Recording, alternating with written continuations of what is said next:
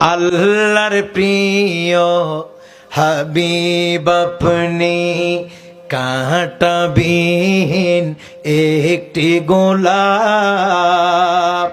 আপনাকে কেউ কষ্ট দিলে নবী, আপনাকে কেউ কষ্ট দিলে স্বয়ং আল্লাহ দেই জবাব।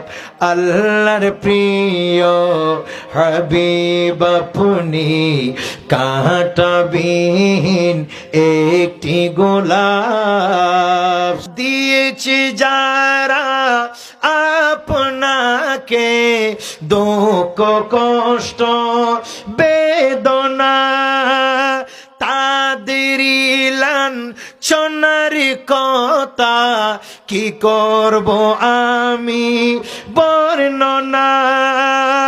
বর্ণনা তো দিচ্ছেন আল্লাহ, বর্ণনা তো দিচ্ছেন আল্লাহ নাজিল করে সূরা লাহাব।